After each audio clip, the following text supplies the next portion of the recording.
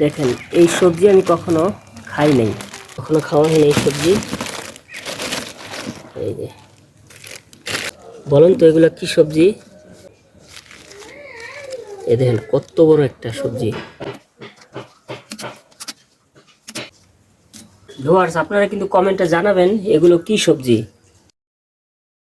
আমি জঙ্গল থেকে তুলে আনছি।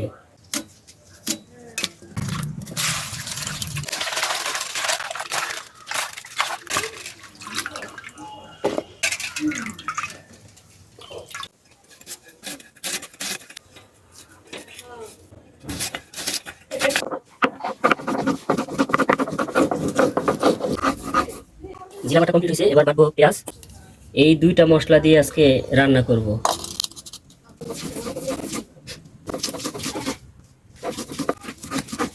জিরা আর পেঁয়াজ আমার বাটা শেষ।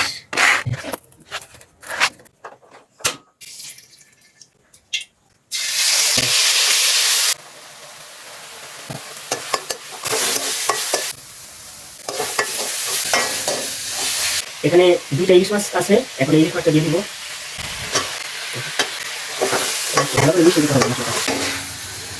ভিউয়ার্স আমি যেভাবে রান্না করছি আপনারা একবার এভাবে খেয়ে দেখবেন যে কিরকম স্বাদ লাগে।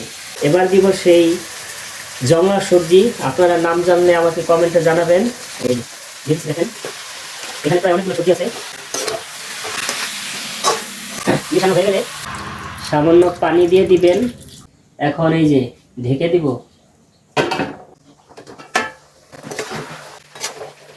বন্ধুরা দেখেন সবজিগুলো একদম নরম হয়েছে, তরকারিটা কত সুন্দর হয়েছে না? বন্ধুরা দেখেন কত সুন্দর করে তরকারিটা বাড়তেছি।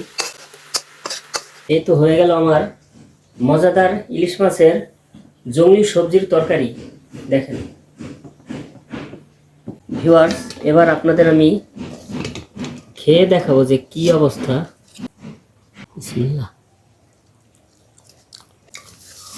এভাবে আপনারা ভাত দিয়ে মেখে তারপর এভাবে খাবেন। আমি এই সবজি যে এই জীবনের প্রথম খাইতেছি, আর এই সবজিটার নামও কিন্তু আমি জানি না। দয়া করে আমাকে জানাবেন এই সবজিটা এত স্বাদ আর এত নরম, মুখে দিলেই সুপার।